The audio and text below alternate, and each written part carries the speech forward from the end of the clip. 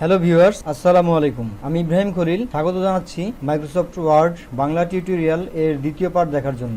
এর আগের ভিডিওতে আমরা দেখেছি কিভাবে মাইক্রোসফট ওয়ার্ড ওপেন করব এবং এর ফাইল ও হোম ট্যাব এর বিস্তারিত সকল কার্যক্রম। এই ভিডিওতে দেখবেন ইনসার্ট ট্যাব এর প্রতিটি কমেন্ট বিস্তারিতভাবে। আমার ভিডিওগুলোতে আমি চেষ্টা করি অ্যাডভান্স ও বেসিক ক্লাসগুলো আপনাদের কাছে তুলে ধরতে, তাই ভিডিওগুলো একটু বড় হয়। যদি আপনার শেখার আগ্রহ থাকে তবে অবশ্যই সম্পূর্ণ ভিডিওটি দেখবেন এবং সাথে সাথে প্র্যাকটিস করবেন মনোযোগ সহকারে, তাহলে খুব দ্রুত শিখতে পারবেন। ভিডিওটিতে অবশ্যই লাইক দিবেন, কারণ আপনাদের লাইক আমাকে ভিডিও তৈরি করার উৎসাহ প্রদান করে। ভিডিওটি শুরু করার আগে আমার চ্যানেলটি যদি সাবস্ক্রাইব করা না থাকে তবে এখনই সাবস্ক্রাইব করে নিন এবং পাশের বেল আইকনটি ক্লিক করে রাখুন। এতে আপনি আমার পরবর্তী ভিডিও আপডেটগুলো সাথে সাথে পেতে পারবেন। কথা না বাড়িয়ে শুরু করছি এমএস ওয়ার্ড বাংলা টিউটোরিয়াল এর দ্বিতীয় পার্ট।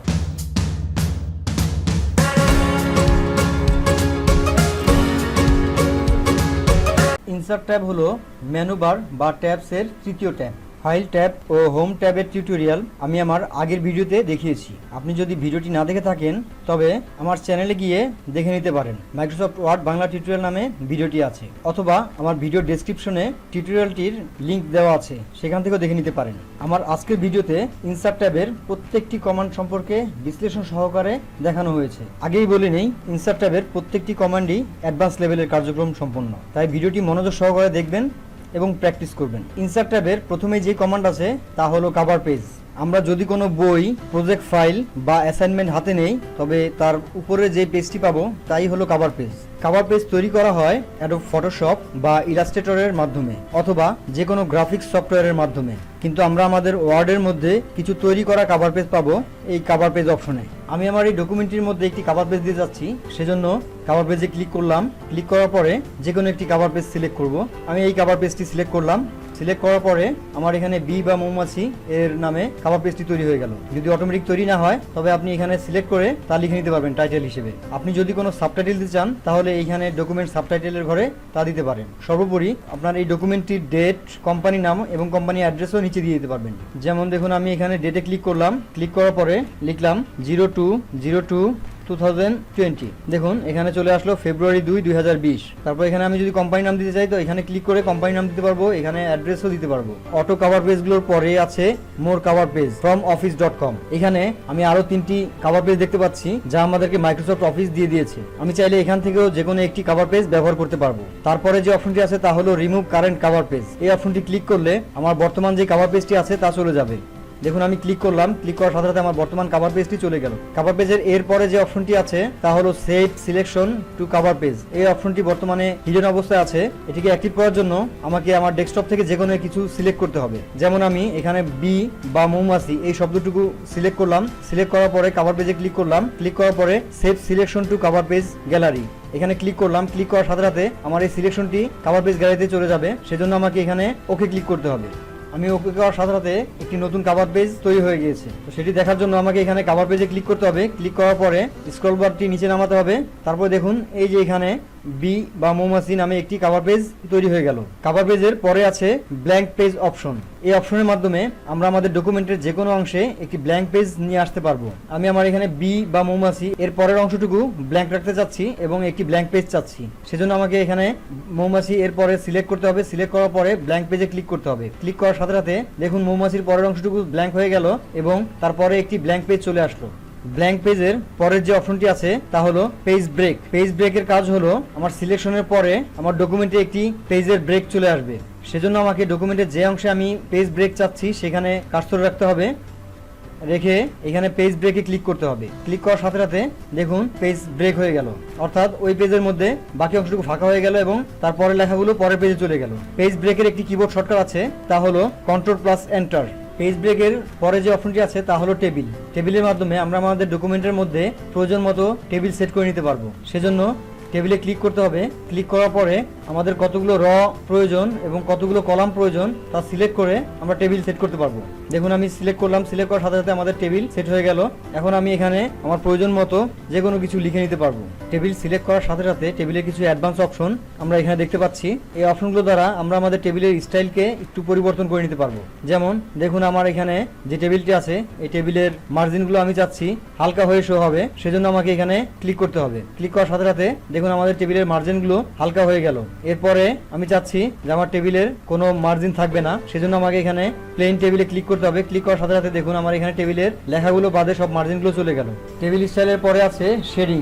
এই শেডিং এর মাধ্যমে আমরা আমাদের টেবিলের ব্যাকগ্রাউন্ড কালার পরিবর্তন করতে পারবো। আমরা চাইলে আমাদের যে কোনো একটি বক্স বা সেলের কালারও চেঞ্জ করতে পারবো।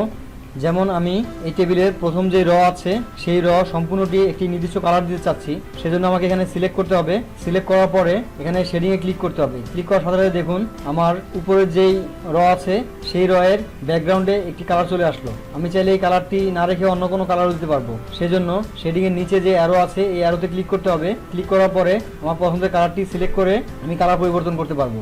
শেডিং এর পাশেই আছে বর্ডার স্টাইল। এই বর্ডার স্টাইলের মাধ্যমে আমরা আমাদের টেবিলের বর্ডারের স্টাইল এবং কালার চেঞ্জ করতে পারবো। সেজন্য আমাকে এখানে বর্ডার স্টাইলে ক্লিক করতে হবে। ক্লিক করার পরে দেখুন এখানে বর্ডার পেইন্টার অ্যাক্টিভ হয়ে গেল এবং আমার এখানে একটি মাউসের পরিবর্তে পেইন্টার শো করতেছে। এই পেইন্টারটি আমার টেবিলের বর্ডারের উপর রেখে সিলেক্ট করলেই বর্ডার স্টাইল চেঞ্জ হয়ে যাবে।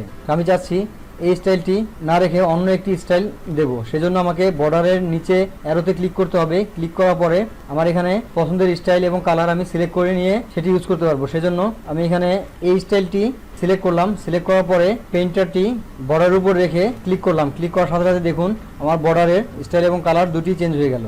এর পাশে আছে বর্ডারের আরও কিছু অপশন, যেমন এখানে বর্ডারের লাইন স্টাইল। আমি চাইলে এখানে লাইন স্টাইল চেঞ্জ করতে পারবো। এখানে অনেকগুলো লাইন স্টাইল আছে, আমি চাচ্ছি এই স্টাইলটি আমি ব্যবহার করব, সেজন্য এখানে ক্লিক করলাম। ক্লিক করার পর পেইন্টারটি নিয়ে আমি যেই অংশের বর্ডারের স্টাইল চেঞ্জ করতে চাচ্ছি সেই অংশে সিলেক্ট করতে হবে। আমি সিলেক্ট করলাম। সিলেক্ট করার সাথে সাথে দেখুন আমার বর্ডারের স্টাইলটি চেঞ্জ হয়ে যাচ্ছে। এর নিচে আছে লাইনের উইথ। এর মাধ্যমে আমি আমার বর্ডার লাইনের উইথ পরিবর্তন করতে পারবো। আমার টেবিলের বর্ডার লাইন চেঞ্জ করা হয়ে গেলে আমি এই পেইন্টারটি সরিয়ে নিতে চাচ্ছি এবং আমার কার্সরের পয়েন্টারটি নিয়ে আসতে চাচ্ছি, সেজন্য আমাকে এখানে বর্ডার পেইন্টার এটার মধ্যে ডিসিলেক্ট করতে হবে। ডিসিলেক্ট করলে দেখুন আমার এখানে কার্সর পয়েন্টার চলে আসলো। বর্ডার লাইন উইথের পরে আছে পেন কালার। এই পেন কালারের মাধ্যমে আমাদের যে পেইন্টারের কালার এই কালারটি আমি চেঞ্জ করে নিতে পারবো। সেজন্য আমাকে এখানে পেন কালারে ক্লিক করতে হবে। ক্লিক করার পরে আমার পছন্দের কালারটি সিলেক্ট করতে হবে। সিলেক্ট করার সাথে সাথে আমার পেইন্টার অ্যাক্টিভ হয়ে যাবে। অ্যাক্টিভ হওয়ার পরে আমি যেই বর্ডারের কালার চেঞ্জ করতে চাচ্ছি সেই বর্ডার লাইনের উপরে পেইন্টারটি নিয়ে ক্লিক করতে হবে। ক্লিক করার সাথে সাথে আমার বর্ডারের কালার পরিবর্তন হয়ে যাবে। টেবিলের এরপরে যে অপশনটি আছে তা হলো ইনসার্ট টেবিল। এই ইনসার্ট টেবিলের মাধ্যমে আমরা অটো টেবিল ইনসার্ট করতে পারবো। সেজন্য এখানে ইনসার্ট টেবিলে ক্লিক করতে হবে। ক্লিক করার পরে আমাদের একটি ডায়ালগ বক্স আসতেছে। সেই ডায়ালগ বক্সের প্রথমে আছে নাম্বার অফ কলাম, অর্থাৎ আমার কতগুলো কলাম প্রয়োজন তা এখানে লিখতে হবে। তারপর নাম্বার অফ র, আমার কতগুলো র প্রয়োজন তা এখানে লিখতে হবে। আমার এখানে 5টি কলাম এবং 2টি র লেখা আছে। তারপরে ফিক্সড কন্টেন্ট উইথ আছে, তার নিচে আছে অটো ফিট টু কন্টেন্ট, তার নিচে আছে অটো ফিট টু উইন্ডো। এখানে যে কোনো একটি অপশন সিলেক্ট করে ওকে ক্লিক করলে সাথে সাথে টেবিল তৈরি হয়ে যাবে। দেখুন আমার এখানে একটি টেবিল তৈরি হয়ে গেল যার 5টি কলাম এবং 2টি র আছে। ইনসার্ট টেবিলের ফিক্সড কলাম উইথ এখানে অটো দেওয়া আছে। অটো এর পরিবর্তে আমি কোনো পরিমাপও ইউজ করতে পারবো, সেজন্য অটো এর পাশে যে অ্যারোগুলো আছে সেখানে উপরে অ্যারোতে ক্লিক করলে এখানে উইথ পরিবর্তন হয়ে যাবে। আপনি আপনার প্রয়োজন মতো উইথ দিতে পারবেন। তারপরে আছে auto fit to content. Auto fit to কন্টেন্টের কাজ হলো আমার টেবিলের বক্সগুলো কন্টেন্টের উইথের সমান হয়ে যাবে। দেখুন আমি এখানে auto fit to content select করলাম। সিলেক্ট করার পরে ওকে ক্লিক করলাম। ওকে ক্লিক করার সাথে সাথে আমার এখানে একটি টেবিল চলে আসলো। টেবিলটির উইথ খুবই কম, তো আমি এখানে টেবিলের বক্সের মধ্যে কিছু লিখলে সেই উইথ পরিবর্তন হবে। এরপরে আছে অটো ফিট টু উইন্ডো। এর মাধ্যমে আমার টেবিলটি আমার উইন্ডো এর সমান হয়ে যাবে। আমি এখানে অটো ফিট টু উইন্ডো এটি সিলেক্ট করলাম। সিলেক্ট করার পরে ওকে ক্লিক করলাম। দেখুন আমার এখানে টেবিলের বক্স উইন্ডো এর সমান হয়ে গেল। টেবিলের এরপরের অপশনটি হলো ড্র টেবিল। ড্র টেবিলের মাধ্যমে আমি আমার টেবিল ড্র করে নিতে পারবো। সেজন্য ড্র টেবিলে ক্লিক করতে হবে। ক্লিক করার পরে দেখুন আমার মাউস পয়েন্টারের পরিবর্তে একটি পেন চলে আসলো। এই পেনটির মাধ্যমে আমি আমার টেবিল ড্র করে নিতে পারবো। দেখুন আমি টেবিল ড্র করছি। টেবিলের এরপরে যে অপশনটি আছে তা হলো কনভার্ট টেক্সট টু টেবিল। এই অপশনটি এখানে হিডেন হয়ে আছে। এটি অ্যাক্টিভ করার জন্য প্রথমে আমাকে যে কোনো টেক্সট সিলেক্ট করতে হবে। আমি আমার এই ডকুমেন্টের এই অংশটুকু সিলেক্ট করলাম। সিলেক্ট করার পরে টেবিলে ক্লিক করলাম। ক্লিক করার পর দেখুন কনভার্ট টেক্সট টু টেবিল এই অপশনটি অ্যাক্টিভ হয়ে গেল। অ্যাক্টিভ হওয়ার পরে আমি এখানে কনভার্ট টেক্সট টু টেবিল এখানে ক্লিক করলাম। ক্লিক করার পরে নাম্বার অফ কলাম দেখাচ্ছে। নাম্বার অফ কলাম আমি এখানে একটির জায়গায় 4টি কলাম দিতে যাচ্ছি। 4 দিয়ে ওকে ক্লিক করলাম। ওকে ক্লিক করার সাথে সাথে আমার এখানে সিলেক্ট করা টেক্সটটুকু একটি টেবিলের মধ্যে চলে আসলো এবং 4টি কলাম তৈরি হয়ে গেল। আমি যদি এখানে একটি প্যারাগ্রাফের পরিবর্তে অধিক প্যারাগ্রাফ সিলেক্ট করার পরে কনভার্ট টেক্সট টু টেবিল এখানে ক্লিক করি, ক্লিক করলে আমার এখানে যতগুলো প্যারাগ্রাফ থাকবে ততগুলো কলাম তৈরি হবে। দেখুন আমি এখানে 3টি আলাদা আলাদা প্যারাগ্রাফ সিলেক্ট করলাম, সিলেক্ট করার পরে টেবিলে ক্লিক করলাম, ক্লিক করার পরে কনভার্ট টেক্সট টু টেবিল এখানে ক্লিক করলাম। ক্লিক করার সাথে দেখুন এখানে নাম্বার অফ র এর ঘরে 3টি শো করতেছে, কিন্তু এটি হিডেন হয়ে আছে এবং নাম্বার অফ কলাম একটি দেওয়া আছে। আমি একটির পরিবর্তে নাম্বার অফ কলাম 3 দিলাম। 3 দেওয়ার পরে ওকে ক্লিক করলাম। ওকে ক্লিক করার সাথে দেখুন আমার 3টি আলাদা প্যারাগ্রাফ আলাদা আলাদা বক্সে চলে আসলো। টেবিলের এরপরের অপশনটি হলো এক্সেল স্প্রেডশিট। এই অপশনের মাধ্যমে আমরা যে টেবিলটি ড্র করব তা এক্সেলের সাথে লিঙ্ক হয়ে থাকবে। যেমন আমি এখানে এক্সেল স্প্রেডশিট ক্লিক করলাম। ক্লিক করার পর দেখুন আমার এখানে একটি টেবিল চলে আসলো যা এক্সেল স্প্রেডশিটের সাথে লিঙ্ক করা, অর্থাৎ এর মাধ্যমে আমি যে কোনো যোগ বিয়োগ গুণ ভাগ এবং যে কোনো ফর্মুলা বা ফরম্যাট দিয়ে নিতে পারবো। যেমন আমি এখানে 50 এবং 45 লিখলাম, লেখার পরে 3 নম্বর ঘরে এর যোগফল আমি সেট করব। সেজন্য আমি এখানে অটো সামে ক্লিক করলাম। ক্লিক করার সাথে সাথে এখানে যোগফল শো করলো। টেবিলের পরের যে অপশনটি আছে তা হলো কুইক টেবিল। কুইক টেবিলের মাধ্যমে আমরা কিছু রেডি টেবিল স্টাইল পাবো, সেগুলো সিলেক্ট করে প্রয়োজন মতো পরিবর্তন করে ব্যবহার করতে পারবো। যেমন আমি এখানে এই টেবিলটি সিলেক্ট করলাম। সিলেক্ট করার পরে দেখুন আমার এখানে রেডি টেবিল চলে আসলো। আমি এখানে লেখাগুলো পরিবর্তন করে আমার মন মতো টেবিল বানিয়ে নিতে পারবো। কুইক টেবিলের সবার নিচে যে অপশনটি আছে তা হলো save selection to quick table. এটি এখন হিডেন হয়ে আছে, আমি যদি কোনো অংশ সিলেক্ট করি তবে ওটি অ্যাক্টিভ হয়ে যাবে। যেমন আমি এই অংশটুকু সিলেক্ট করলাম। সিলেক্ট করার পরে দেখুন এখানে save selection to quick table gallery, এটি অ্যাক্টিভ হয়ে গেল। এখানে ক্লিক করলে আমার এখানে একটি ডায়ালগ বক্স আসতেছে। এই ডায়ালগ বক্সে ওকে ক্লিক করার সাথে সাথে আমার এই টেবিলটি একটি কুইক টেবিল ফরম্যাট হিসেবে তৈরি হয়ে যাবে। আমি এই টেবিলটি পরবর্তীতে কুইক টেবিলের ঘর থেকে ইউজ করতে পারবো। যেমন দেখুন আমি এখানে টেবিলে ক্লিক করলাম। ক্লিক করার পরে কুইক টেবিলে ক্লিক করলাম। ক্লিক করার পর কুইক টেবিলের স্ক্রল বারটা নিচের দিকে নামালাম। সবার নিচে নামালে দেখুন এখানে আমার যেই নতুন কুইক টেবিলটি আছে সেটি শো করতেছে। আমি এটি পরবর্তীতে চাইলে ব্যবহার করতে পারবো। টেবিলের পরে যে অপশনটি আছে তা হলো পিকচার। পিকচারের মাধ্যমে আমি আমার কম্পিউটার থেকে যে কোনো পিকচার আমার ওয়ার্ড ডকুমেন্টে ইনসার্ট করতে পারবো। সেজন্য আমাকে এখানে পিকচারে ক্লিক করতে হবে। ক্লিক করার পর আমার কম্পিউটারের যে পিকচারটি আমি ইনসার্ট করব সেই পিকচারটি সিলেক্ট করে ইনসার্ট ক্লিক করতে হবে। ক্লিক করার সাথে সাথে আমার এখানে পিকচারটি ইনসার্ট হয়ে যাবে। আমি চাইলে এই পিকচারটির স্টাইল পরিবর্তন করতে পারবো। সেজন্য এখানে যে কোনো একটি স্টাইল নিতে হবে। আমি চাচ্ছি পিকচারটির রিফ্লেকশন স্টাইল হবে, তাই আমি এখানে ক্লিক করলাম। ক্লিক করার সাথে সাথে দেখুন পিকচারটির সাথে রিফ্লেকশন ইফেক্ট অ্যাড হলো। আমি পিকচারটিকে আমার টেক্সটের বিভিন্ন স্থানে সেট করতে পারবো। সেজন্য আমাকে এখানে র্যাপ টেক্সটে ক্লিক করতে হবে। ক্লিক করার পর দেখুন এখানে ইনলাইন উইথ টেক্সট আছে, স্কোয়ার টেক্সট আছে, তারপর টাইপ আছে, থ্রো আছে। দেখুন মাউস রাখার সাথে সাথে এখানে ইফেক্টগুলো পরিবর্তন হচ্ছে। আমি এই ইফেক্ট অনুসারে আমার পিকচারটি টেক্সটের সাথে সম্পৃক্ত করে নিতে পারবো। পিকচারের পরের অপশন হলো অনলাইন পিকচার। এর মাধ্যমে আমরা অনলাইন থেকে যে কোনো পিকচার ইনসার্ট করতে পারবো। সেজন্য আমার পিসিটিকে অবশ্যই নেটের সাথে কানেক্ট করে নিতে হবে। তারপর আমি এখানে অনলাইন পিকচারে ক্লিক করলাম। ক্লিক করার পরে এখানে সার্চ বিং এর ঘরে লিখলাম BEE, লিখে এন্টার ক্লিক করার সাথে সাথে দেখুন আমার এখানে বি বা মৌমাছি এর কতগুলো পিকচার চলে আসলো। আমি এখান থেকে এই পিকচারটি সিলেক্ট করলাম। সিলেক্ট করে ইনসার্টে ক্লিক করলাম। ক্লিক করার সাথে সাথে দেখুন আমার এখানে মৌমাছির পিকচারটি ইনসার্ট হয়ে গেল। ইনসার্টের এরপরে যে অপশনটি আছে তা হলো শেপ। এর মাধ্যমে আমি আমার ডকুমেন্টে যে কোনো শেপ ইনসার্ট করতে পারবো। সেজন্য আমাকে এখানে শেপের মধ্যে ক্লিক করতে হবে। ক্লিক করার পর দেখুন এখানে অনেকগুলো শেপ দেখতে পাচ্ছি আমরা। এখান থেকে যে কোনো একটি শেপ আমি সিলেক্ট করে তা ইনসার্ট করে নিতে পারবো। যেমন দেখুন আমি এখানে এই শেপটি সিলেক্ট করলাম। সিলেক্ট করার পরে আমার এখানে মাউস পয়েন্টারের পরিবর্তে একটি প্লাস চিহ্ন দেখাচ্ছে। এই প্লাস চিহ্নটি আমি যে কোনো জায়গায় এভাবে টান দিয়ে ছেড়ে দিলে আমার শেপটি ক্রিয়েট হয়ে যাবে। আমি চাইলে এই শেপের যে কোনো স্টাইল দিতে পারবো। সেজন্য ক্রিয়েট হওয়ার পরে এখানে ফরম্যাট নামে একটি ট্যাব চালু হয়ে গেল। এই ট্যাবের মধ্যে আমি যে কোনো কিছু সিলেক্ট করে আমার এই শেপটি ডিজাইন দিতে পারবো। যেমন আমি চাচ্ছি এই শেপের কালার পরিবর্তন করতে, তো এখানে শেপ ফিল কালার ক্লিক করলাম। ক্লিক করার পরে এখানে যে কোনো কালার আমি সিলেক্ট করে নিলাম। নেওয়ার পরে দেখুন আমার এখানে শেপের ফিল কালার পরিবর্তন হয়ে গেল। আমি চাইলে শেপের আউটলাইনের কালারও পরিবর্তন করতে পারবো। সেজন্য এখানে শেপ আউটলাইনের মধ্যে ক্লিক করতে হবে। ক্লিক করার পরে আউটলাইনের কালারটি আমি যে কালার দেবো সেখানে নিয়ে সিলেক্ট করলে আমার আউটলাইনের কালারটি পরিবর্তন হয়ে যাবে। আমি এখানে চাইলে শেপের স্টাইলও পরিবর্তন করতে পারবো। সেজন্য এখানে শেপ ইফেক্ট এখানে ক্লিক করতে হবে। ক্লিক করার পরে দেখুন এখানে অনেকগুলো ইফেক্ট আছে, যে কোনো একটি ইফেক্ট আপনি ব্যবহার করতে পারবেন। আমি এখান থেকে এই ইফেক্টটি সিলেক্ট করলাম। সিলেক্ট করার সাথে দেখুন আমার শেপের ইফেক্ট পরিবর্তন হয়ে গেল। আমি চাইলে আমার ইচ্ছা মতো শেপ ড্র করে নিতে পারবো। সেজন্য এখানে শেপে ক্লিক করতে হবে। ক্লিক করার পরে নিউ ড্রয়িং ক্যানভাস এখানে ক্লিক করতে হবে। ক্লিক করার পর এখানে আমার একটি বক্স চলে আসবে। এই বক্সের মধ্যে আমি যে কোনো একটি শেপ ক্রিয়েট করে নিতে পারবো। শেপের মাধ্যমে আপনার ক্রিয়েটিভিটি দিয়ে আপনি আরও অনেক কিছু ড্র করে নিতে পারেন। যেমন দেখুন আমি এখানে শেপে ক্লিক করলাম। ক্লিক করার পরে এখানে কিউব বক্সের মধ্যে ক্লিক করলাম। ক্লিক করে এখানে একটি কিউব বক্স তৈরি করলাম। আবার আমি এখানে শেপে ক্লিক করলাম, ক্লিক করার পরে এখানে একটি রেক্টেঙ্গুলার বক্স নিলাম, নিয়ে আমি এর ফিল কালার গ্রিন করে দিলাম। এরপর আমি আবার শেপের আউটলাইনের কালার একটু ডিপ কালার দিয়ে দিলাম। দেওয়ার পরে এখানে আমি একটি রাউন্ড শেপ নিলাম, নিয়ে এর মাঝখানে রাউন্ড শেপটি দিলাম, একটু পরিবর্তন করে নিলাম রাউন্ড শেপটি। তারপরে এই রাউন্ড শেপের ফিল কালারটি আমি রেড দিয়ে দিলাম। দেখুন আমার এখানে একটি বাংলাদেশের পতাকা হয়ে গেল। এখন আমি চাচ্ছি এই পতাকাটি একটি বারের মধ্যে থাকবে, সেজন্য এখানে শেপে ক্লিক করলাম। ক্লিক করার পরে এখানে রেক্টেঙ্গুলার শেপের এখানে ক্লিক করলাম, ক্লিক করে এইভাবে বার এঁকে নিলাম।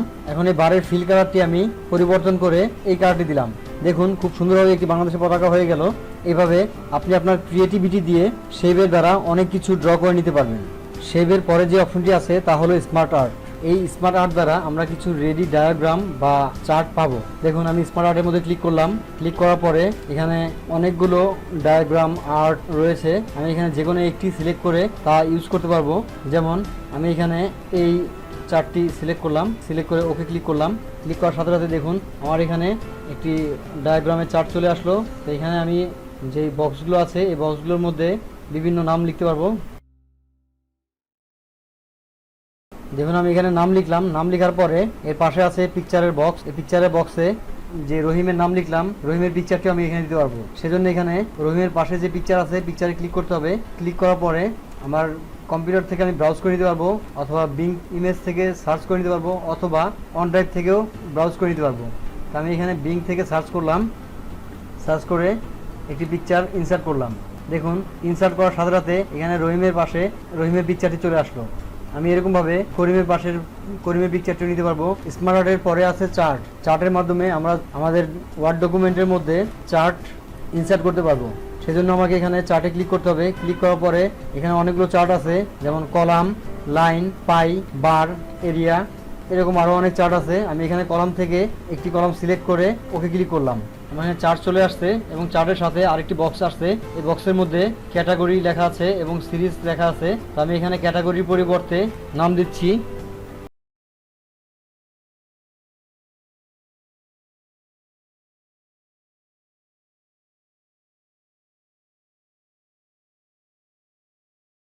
এই টেক্সট বক্সটি লেখা আমি পরিবর্তন করার সাথে সাথে আমার এখানে যে চার্টটিও পরিবর্তন হয়ে গেল। চার্টের পরে যে অপশনটি আছে তাহলে স্ক্রিনশট। স্ক্রিনশটের মাধ্যমে আমরা যে কোনো স্ক্রিনশট আমাদের ডকুমেন্টে ইনসার্ট করতে পারবো। আমরা যেই স্থান থেকে স্ক্রিনশটটি নেব তা আমাদের ওয়ার্ড ডকুমেন্টের পিছনেই থাকতে হবে। আমি ওয়ার্ড ডকুমেন্টটি মিনিমাইজ করলাম, মিনিমাইজ করে আমি যেখান থেকে স্ক্রিনশটটি নেব সেই উইন্ডোটি ওপেন করব। ওপেন করে তার উপরে আমি ওয়ার্ড ডকুমেন্টটি ওপেন করলাম। ওপেন করার পরে স্ক্রিনশটে ক্লিক করলাম। ক্লিক করার পর দেখুন এখানে অ্যাভেলেবেল উইন্ডো, অর্থাৎ এর পিছনে যে উইন্ডোটি আছে তা এখানে শো করতেছে। আমি এখানে ক্লিক করলে সরাসরি সেই উইন্ডোটি চলে আসবে। আমি যদি চাই পুরো উইন্ডোটি নেব না, তো এখানে স্ক্রিনশটে ক্লিক করে স্ক্রিন ক্লিপিং এখানে ক্লিক করলাম। ক্লিক করার পরে আমি এখানে স্ক্রিন থেকে আমার প্রয়োজনীয় পিকচারটি ক্লিপ করে নিলাম। ক্লিপ করার সাথে সাথে দেখুন আমার এই পিকচারটি আমার ওয়ার্ড ডকুমেন্টের সাথে অ্যাড হয়ে গেল। এরপর আমি রিবনের অপশন থেকে আমার পিকচারের স্টাইলটি পরিবর্তন করে নিতে পারবো। এর পরের কমান্ডটি হলো অ্যাপস ফর অফিস। এই কমান্ডটি ব্যবহার করার আগেই বলে নেই আমাদের পিসিতে নেট কানেকশন থাকতে হবে। এর মাধ্যমে আমরা আমাদের ডকুমেন্টের মধ্যে যে কোনো অ্যাপস অ্যাড করে নিতে পারবো। সেজন্য এখানে আমাকে ক্লিক করতে হবে। ক্লিক করার পর একটি ডায়ালগ বক্স আসবে। এই ডায়ালগ বক্সে আমি আপাতত কোনো অ্যাপস দেখতে পাচ্ছি না। প্রথমে আমাকে অফিস স্টোর থেকে অ্যাপস ডাউনলোড করে নিতে হবে। সেজন্য এখানে অফিস স্টোরে ক্লিক করতে হবে। ক্লিক করার পর এমন একটি পেজ আমাদের সামনে ওপেন হবে। সেখান থেকে যে কোনো অ্যাপস আমরা আমাদের ওয়ার্ডের সাথে অ্যাড করে নিতে পারবো। আমি এই অ্যাপসটি নামাতে চাচ্ছি, সেজন্য গেট ইট নাও এখানে ক্লিক করলাম। ক্লিক করার পর যে ডায়ালগ বক্স আসতেছে এই ডায়ালগ বক্সের এই বক্সটি আমাকে সিলেক্ট করতে হবে। সিলেক্ট করার পর কন্টিনিউ ক্লিক করতে হবে। তারপর যে পেজটি আসবে এই পেজের মধ্যে ওপেন ইন ওয়ার্ড এখানে ক্লিক করতে হবে। ক্লিক করার পর আমরা একটি নোটিফিকেশন বক্স দেখতে পাচ্ছি। এইখানে ওপেন ইউআরএল ওয়ার্ড প্রোটোকল এই বাটনটি ক্লিক করতে হবে। ক্লিক করার পর একটি বক্স আসতেছে, এখানে ইয়েস বাটনে ক্লিক করতে হবে। ক্লিক করার পর দেখুন আমার অ্যাপসটি ডাউনলোড হচ্ছে। দেখুন পিক্সেলস এর ওয়েবসাইটটি আমাদের ওয়ার্ক এরিয়ার ডান পাশে ওপেন হয়ে গেল। এখান থেকে আমি চাইলে যে কোনো ফটো সার্চ করে সেই ফটোটি আমার ওয়ার্ড পেজের মধ্যে এন্টার করতে পারবো। দেখুন আমরা আমাদের এই পিক্সেলস অ্যাপস থেকে একটি পিকচার আমাদের ওয়ার্ড ডকুমেন্টের মধ্যে অ্যাড করে নিলাম। অ্যাপস ফর অফিস এর পরে যে অপশনটি আছে সেটি হলো অনলাইন ভিডিও। এর মাধ্যমে আমরা আমাদের ওয়ার্ড ডকুমেন্টের মধ্যে যে কোনো অনলাইন ভিডিও অ্যাড করে নিতে পারবো। সেজন্য এখানে অনলাইন ভিডিওতে ক্লিক করতে হবে। ক্লিক করার পরে আমার এখানে একটি ডায়ালগ বক্স আসতেছে, এখানে লেখা আছে ইনসার্ট ভিডিও। যে কোনো ওয়েবসাইট থেকে ভিডিও ইনসার্ট করতে পারবো। সেজন্য আমি ইউটিউবে যে বাটনটি আছে সেখানে সার্চ বক্সে সার্চ করলাম। সার্চ করার পরে দেখুন আমার এই লিঙ্কটির অনেকগুলো ভিডিও এখানে চলে আসতেছে। আমি যে কোনো একটি ভিডিও এখানে ক্লিক করে ইনসার্ট করতে পারবো। দেখুন আমার এই ভিডিওটি এখানে ইনসার্ট হয়ে গেল। এখন আমি এখানে প্লে বাটনে ক্লিক করলে এই ভিডিওটি প্লে হবে। অনলাইন ভিডিও এর পরে যে কমান্ডটি আছে তা হলো হাইপার লিঙ্ক। এর মাধ্যমে আমার সিলেক্ট করা অংশটিকে আমি যে কোনো ওয়েব লিঙ্ক বা আমার পিসির যে কোনো পিকচার বা সাইটের লিঙ্ক আমি এখানে অ্যাড করে নিতে পারবো। সেজন্য প্রথমে আমাকে যে কোনো একটি অংশ সিলেক্ট করে নিতে হবে। আমি এখানে ফুলে এই অংশটুকু সিলেক্ট করলাম। সিলেক্ট করার পরে হাইপার লিঙ্কে ক্লিক করলাম। ক্লিক করার পর এখানে যে পেজটি আছে এই পেজের মধ্যে অ্যাড্রেসের একটি ঘর আসতেছে। এখানে যে কোনো একটি অ্যাড্রেস আপনি আপনার সিলেকশনের সাথে লিঙ্ক করে নিতে পারবেন। আমি এখানে একটি অ্যাড্রেস লিঙ্ক এন্টার করে দিলাম, তারপরে ওকে ক্লিক করলাম। দেখুন ওকে ক্লিক করার সাথে সাথে এখানে ফুলে লেখাটি একটি লিঙ্কের সাথে অ্যাড হয়ে গেল। কন্ট্রোল চেপে ক্লিক করলে দেখুন আমার এই ফুলের সাথে যে লিঙ্কটি আমি অ্যাড করে দিয়েছি সেই লিঙ্কটি এখানে ওপেন হয়ে গেল। আমি চাইলে আমার পিসি থেকেও যে কোনো পিকচার বা যে কোনো কিছু এখানে আমার ওয়ার্ড এর সাথে অ্যাড করে নিতে পারবো। সেজন্য প্রথমে আমি এখানে মৌমাছি সিলেক্ট করলাম, তারপরে হাইপার লিঙ্কে ক্লিক করলাম। ক্লিক করার পরে এই বক্সটির এই যে ব্রাউজ অপশন আছে এই ব্রাউজের বাটনে ক্লিক করতে হবে। ক্লিক করার পর আমি আমার ডেস্কটপ থেকে যে কোনো কিছু অ্যাড করে নিতে পারবো। আমি এই ওয়ার্ড ডকুমেন্টটিকে সিলেক্ট করে ওকে ক্লিক করলাম। তারপরে এখানে যে বক্সটি আছে এখানে আবার ওকে ক্লিক করলাম। দেখুন আমার এখানে মৌমাছি এই শব্দটি কালার চেঞ্জ হয়ে গেল। তো এখানে আমি কন্ট্রোল চেপে রেখে ক্লিক করলে আমার এই ওয়ার্ড ডকুমেন্ট পেজটি ওপেন হয়ে যাচ্ছে। হাইপারলিংকের একটি কিবোর্ড শর্টকাট আছে, তা হলো Ctrl+K। এরপরের অপশনটি হলো বুকমার্ক। বুকমার্কের মাধ্যমে আমরা আমাদের ডকুমেন্টের যে কোনো অংশ সিলেক্ট করে তা অন্য কোনো কিছুর সাথে লিংক করে নিতে পারবো। যেমন আমি আমার ডকুমেন্টের এই চার্টটি সিলেক্ট করলাম। সিলেক্ট করার পরে বুকমার্কে ক্লিক করলাম। ক্লিক করে এখানে বুকমার্কের একটি নাম দিলাম, তারপরে অ্যাড করে নিলাম। অ্যাড করার পরে আমার এই চার্টটি একটি বুকমার্ক হয়ে গেল। আমার ডকুমেন্টের যে কোনো একটি অংশ সিলেক্ট করে আমি এখানে হাইপারলিংকে ক্লিক করলাম। ক্লিক করার পরে যে বক্সটি আসতেছে এই বক্সের ডান পাশে বুকমার্ক নামে যে বাটনটি আছে এখানে ক্লিক করলাম। ক্লিক করার পরে দেখুন আমার এখানে বুকমার্কের নিচে চার্ট নামে আমার এই বুকমার্কটি শো করতেছে। এখানে চার্টে সিলেক্ট করে ওকে ক্লিক করলাম। তারপরে এখানে আমি আবার ওকে ক্লিক করলাম। করার সাথে সাথে দেখুন এখানে সংগ্রহকারী এই শব্দটির সাথে একটি লিংক অ্যাড হয়ে গেল। আমি কন্ট্রোল চেপে ধরে ক্লিক করলাম। ক্লিক করার সাথে সাথে দেখুন আমার এখানে এই চার্টটি চলে আসলো। এরপরে যেই অপশনটি আছে তা হলো কমেন্ট। এর মাধ্যমে আমরা আমাদের যে কোনো সিলেকশনের সাথে একটি কমেন্ট অ্যাড করে নিতে পারবো। সেজন্য প্রথমে আমাকে সিলেক্ট করতে হবে। সিলেক্ট করার পরে কমেন্টে ক্লিক করতে হবে। ক্লিক করার সাথে সাথে দেখুন আমার ওয়ার্ক এরিয়ার ডান পাশে একটি ডায়লগ বক্স আসতেছে। এর মাধ্যমে আমি আমার এই সিলেকশনের সাথে যে কোনো কমেন্ট অ্যাড করে নিতে পারবো। তো আমি এখানে এই সিলেকশনের সাথে একটি কমেন্ট অ্যাড করে দিলাম। এরপরে আমি যদি এই কমেন্ট এর উপরে মাউসটি নিলেই দেখুন এখানে পরাগায়নটি সিলেক্ট হয়ে যাচ্ছে। কমেন্টের পরে যে অপশনটি আছে তা হলো হেডার। এই হেডারের মাধ্যমে আমরা আমাদের ডকুমেন্টের মধ্যে হেডার অ্যাড করে নিতে পারবো। সেজন্য এখানে হেডারে ক্লিক করতে হবে। ক্লিক করার পর দেখুন এখানে হেডারের কতগুলো অটো ফরম্যাট চলে আসতেছে। আমি চাইলে এখান থেকে যে কোনো একটি ফরম্যাট সিলেক্ট করে তা ইউজ করতে পারবো। আমি এখানে এই হেডারটি ক্লিক করলাম। ক্লিক করার সাথে সাথে দেখুন আমার ওয়ার্ক পেজের মধ্যে একটি হেডার অ্যাড হয়ে গেল। এই হেডারের সাথে পেজ নাম্বারটি অটো অ্যাড করা আছে। দেখুন এখানে পেজ নাম্বার 5 শো করতেছে, তার উপরটা 4, তার উপরে 3, তার উপরে 2, তার প্রথমে 1, এভাবে পেজ নাম্বার শো করতেছে। আমরা চাইলে আমাদের হেডারের যে কোনো কিছু এডিট করে নিতে পারবো। সেজন্য এখানে হেডারের মধ্যে মাউস রেখে ডাবল ক্লিক করতে হবে। ক্লিক করার সাথে সাথে দেখুন হেডারের অপশনটি এডিট করার ফরম্যাট চলে আসলো। এই অপশনগুলো দ্বারা আমি আমার হেডারের স্টাইল পরিবর্তন করতে পারবো। দেখুন আমি এখানে আমার হেডারের সাথে ডেট অ্যাড করতে চাচ্ছি, সেজন্য ডেট অ্যান্ড টাইমে ক্লিক করলাম। ক্লিক করে এখানে এই ডেটটি সিলেক্ট করে ওকে করে দিলাম। সাথে সাথে আমার এই হেডারের মধ্যে ডেট অ্যাড হয়ে গেল। হেডারের পাশে আছে ফুটার। এই ফুটারের মাধ্যমে আমি আমার ডকুমেন্টের মধ্যে ফুটার ইউজ করতে পারবো। সেজন্য এখানে কিছু অটো ফরম্যাট দেওয়া আছে, আমি যে কোনো একটিকে ফুটার হিসেবে ব্যবহার করতে পারবো। আমি এখানে এই ফুটারটি ইউজ করতে চাচ্ছি, সেজন্য এটি সিলেক্ট করলাম। সিলেক্ট করার সাথে সাথে আমার ডকুমেন্টের সাথে ফুটার অ্যাড হয়ে গেল। আমি এই ফুটারটিকে এডিট করতে চাইলে এই ফুটারের মধ্যে মাউস রেখে ডাবল ক্লিক করতে হবে। ডাবল ক্লিক করার পর দেখুন এখানে ফুটারটি অ্যাক্টিভ হয়ে গেল। তারপর আমি এখানে চাইলে যে কোনো কিছু এডিট করে নিতে পারবো। ফুটারের পাশে যে অপশনটি আছে তা হলো পেজ নাম্বার। এই পেজ নাম্বারের মাধ্যমে আমরা আমাদের ডকুমেন্টের সাথে পেজ নাম্বার অ্যাড করে দিতে পারবো। সেজন্য এখানে পেজ নাম্বারে ক্লিক করতে হবে। ক্লিক করার পরে দেখুন এখানে আছে top of the page, bottom of the page, page margin, current position, এরকম কিছু অপশন দেওয়া আছে। এখান থেকে টপ অফ দ্য পেজের সর্বপ্রথম যে ফরম্যাটটি আছে এটি আমি সিলেক্ট করলাম। সিলেক্ট করার পর দেখুন আমার এখানে পেজ নাম্বার চলে আসতেছে। এরপরে যে অপশনটি আছে তা হলো টেক্সট বক্স। এর মাধ্যমে আমরা আমাদের ডকুমেন্টের মধ্যে যে কোনো টেক্সট বক্স অ্যাড করে নিতে পারবো। সেজন্য এখানে টেক্সট বক্সের মধ্যে ক্লিক করতে হবে। ক্লিক করার পর দেখুন এখানে কিছু রেডি টেক্সট বক্স আছে। আমরা চাইলে এখান থেকে যে কোনো একটি সিলেক্ট করে নিতে পারবো। আমি একটি টেক্সট বক্স সিলেক্ট করলাম। সিলেক্ট করার পর দেখুন এই টেক্সট বক্সটি এখানে চলে আসতেছে। আপনি চাইলে যে কোনো টেক্সট বক্স ড্র করে নিতে পারবেন। সেজন্য টেক্সট বক্সে ক্লিক করবেন। ক্লিক করার পরে ড্র টেক্সট বক্স এখানে ক্লিক করে একটি বক্স ক্রিয়েট করে নিতে পারবেন। আমি এখানে একটি বক্স ক্রিয়েট করলাম। ক্রিয়েট করার পরে আমি এখানে একটি শেপের মধ্যে কিছুটা এডিট করব।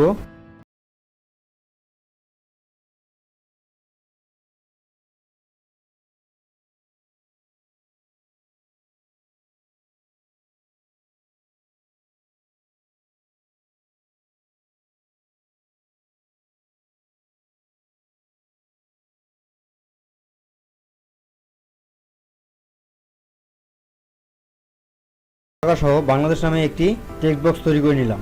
এরপরে যে অপশনটি আছে তা হলো কুইক পার্স। এই কুইক পার্সের মাধ্যমে আমরা যে কোনো অটো টেক্সট সিলেক্ট করে তা ব্যবহার করতে পারবো, অথবা আমি চাইলে আমি আমার ডকুমেন্টের যে কোনো অংশকে সিলেক্ট করে তা কুইক পার্স হিসেবে ব্যবহার করতে পারবো। যেমন দেখুন আমি আমার এখানে এই চার্টটি সিলেক্ট করলাম। সিলেক্ট করে কুইক পার্সে ক্লিক করলাম। ক্লিক করে অটো টেক্সটের এখানে গিয়ে save selection to auto text gallery এখানে ক্লিক করলাম। ক্লিক করার পর ওকে ক্লিক করলাম। আমার এই চার্টটি কুইক পার্সের মধ্যে সেভ হয়ে গেল। এখন আমি আমার এই কার্সরটি অটোটেক্সের এখানে নিলে এখানে চার্টটি একটি অটোটেক্স হিসেবে সেভ হয়ে আছে। এখানে সিলেক্ট করলে এই চার্টটি আমি এখন ব্যবহার করতে পারবো। কুইক পার্সের পরের অপশনটি হলো ডকুমেন্ট প্রপার্টি। এই ডকুমেন্ট প্রপার্টির মাধ্যমে আমি আমার ওয়ার্ড ডকুমেন্টের যে কোনো একটি অংশ সিলেক্ট করে সেটিকে ডকুমেন্ট প্রপার্টি হিসেবে শো করতে পারবো। সেজন্য প্রথমে আমাকে একটি অংশ সিলেক্ট করতে হবে। আমি একটি অংশ সিলেক্ট করলাম। সিলেক্ট করার পরে ডকুমেন্ট প্রপার্টি থেকে আমি কমেন্টে ক্লিক করলাম। ক্লিক করার পরে আমি সেই ওয়ার্ডটিকে কমেন্ট হিসেবে রেখে দিতে পারবো। পরবর্তীতে আমি যখন সেই ওয়ার্ডটিকে সিলেক্ট করব, সিলেক্ট করার পর দেখুন কমেন্টস নামে সেই ওয়ার্ডটি সেভ হয়ে আছে। কুইক পার্সের পাশে আছে ওয়ার্ড আর্ট। এর মাধ্যমে আমরা আমাদের ওয়ার্ডকে যে কোনো আর্ট দিতে পারবো। সেজন্য প্রথমে আমাকে যে কোনো একটি ওয়ার্ড সিলেক্ট করতে হবে। সিলেক্ট করার পরে ওয়ার্ড আর্টে ক্লিক করতে হবে। ক্লিক করার পর যে কোনো একটি স্টাইল সিলেক্ট করে নিতে হবে। যেমন আমি এখানে এই স্টাইলটি সিলেক্ট করলাম। সিলেক্ট করার পরে যে বক্সটি আসতেছে সেখান থেকে ওকে ক্লিক করলাম। ওকে ক্লিক করার পর দেখুন সেই ওয়ার্ডটি সেই স্টাইলে হয়ে গেল। এখন আমি চাইলে এই ওয়ার্ডের স্টাইলটিও চেঞ্জ করে নিতে পারবো। সেজন্য এখানে শেপ ইফেক্টে ক্লিক করতে হবে। ক্লিক করার পরে 3D রোটেশন সিলেক্ট করলাম। সিলেক্ট করে আমি এখান থেকে যে কোনো একটি 3D রোটেশন ব্যবহার করতে পারবো। আমি এখান থেকে এই 3D রোটেশনটি সিলেক্ট করে নিলাম। সিলেক্ট করার পর দেখুন আমার এই টেক্সটটি স্টাইল পরিবর্তন হয়ে গেল। টেক্সট বক্সের পাশের অপশনটি হলো ড্রপ ক্যাপ। এটি আপাতত হিডেন আছে। আমি যে কোনো ওয়ার্ডকে সিলেক্ট করলে এটি অ্যাক্টিভ হয়ে যাবে। অ্যাক্টিভ হওয়ার পর এখানে ক্লিক করলে দেখুন এখানে কয়েকটি ড্রপ ক্যাপ দেখাচ্ছে। অর্থাৎ আমি এখান থেকে যে কোনো একটি ড্রপ ক্যাপ ব্যবহার করতে পারবো। আমি প্রথমে যে ড্রপ অপশনটি আছে এটি ক্লিক করলাম। ক্লিক করার পর দেখুন প্যারাগ্রাফের প্রথম অংশে প্রথম অক্ষরটি বড় হয়ে গেল। এরপরে আমি আবার সিলেক্ট করে ড্রপ ক্যাপের মধ্যে ক্লিক করে তারপরেরটি ক্লিক করলাম ইন মার্জিন। ইন মার্জিনে ক্লিক করার পর দেখুন আমার প্যারাগ্রাফের প্রথম অক্ষরটি মার্জিনের প্রথম দিকে বড় হয়ে গেল ড্রপ ক্যাপের। এরপর অপশন হলো ড্রপ ক্যাপ অপশন। এখানে ক্লিক করলে এখানে ড্রপ ক্যাপের কতগুলো স্টাইল অপশন দেখাচ্ছে। যেমন এখানে আছে নান, তারপর ড্রপ, তারপর ইন মার্জিন, ড্রপ ক্যাপ। এরপরে যে অপশনটি আছে তা হলো সিগনেচার লাইন। এর মাধ্যমে আমরা আমাদের ডকুমেন্টের মধ্যে সিগনেচার দেওয়ার জন্য একটি লাইন তৈরি করে নিতে পারবো। সেজন্য যে জায়গায় আমার সিগনেচার লাইনটি প্রয়োজন সেই জায়গায় কার্সর পয়েন্টারটি রেখে সিগনেচার লাইনে ক্লিক করতে হবে। ক্লিক করার পর দেখুন একটি ডায়ালগ বক্স আসতেছে। এই বক্সের মধ্যে আমি চাইলে সিগনেচারকারীর নাম, পদবি এবং ইমেল অ্যাড্রেস দিয়ে নিতে পারবো। আমি প্রথম ঘরে সিগনেচারকারীর নাম লিখছি। এরপরের ঘরে সিগনেচারকারীর পদবি লিখতেছি।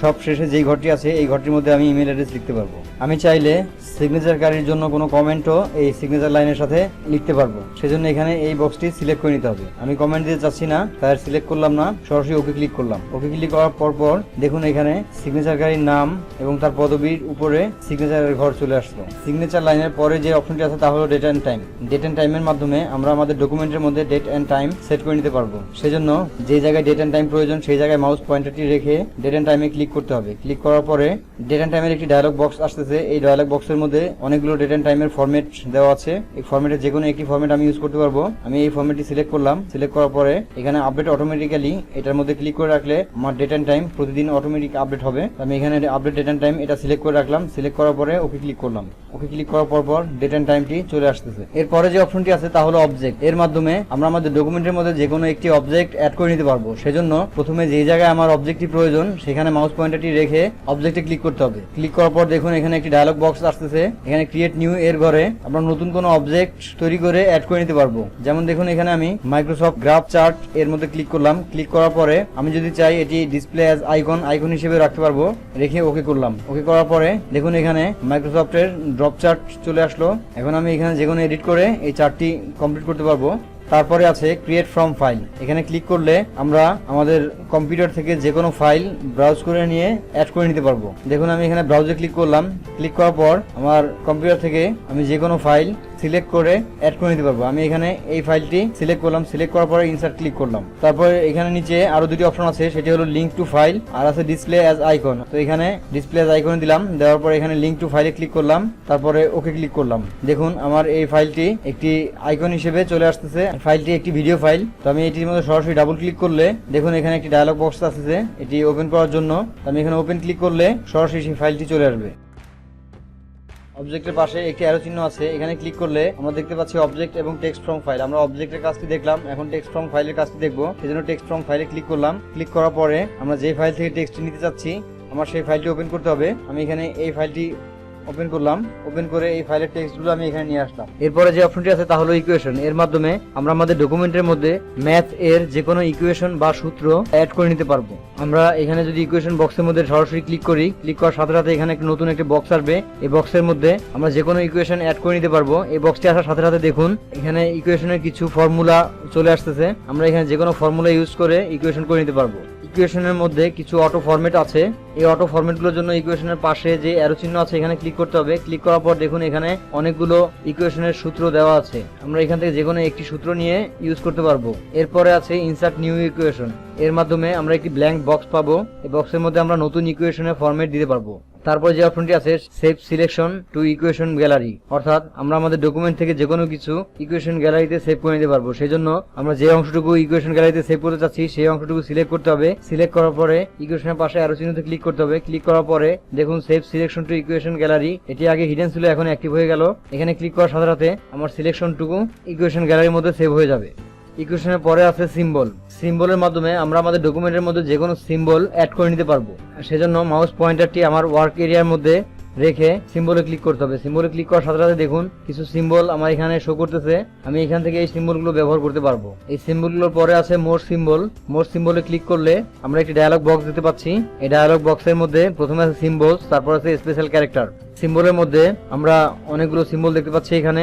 এই সিম্বলগুলো ছাড়া আরো কিছু সিম্বল আছে, সেগুলো দেখার জন্য এখানে ফ্রন্টের মধ্যে যে নরমাল টেক্সট দেওয়া আছে নরমাল টেক্সটের পাশে অ্যারোতে ক্লিক করতে হবে। ক্লিক করার পরে আমি যে কোনো ফন্ট স্টাইল নিয়ে এই সিম্বলগুলো পরিবর্তন করতে পারবো। এখানে আমি এরিয়ালে ক্লিক করলাম। এরিয়ালে ক্লিক করার পরে দেখুন এরিয়ালের জন্য যে ফন্টগুলো আছে এবং যে সিম্বলগুলো আছে সেই সিম্বলগুলো এখানে শো করতেছে। আমরা এখান থেকে এরিয়ালের সিম্বল এবং ফন্টগুলো দেখতে পাচ্ছি।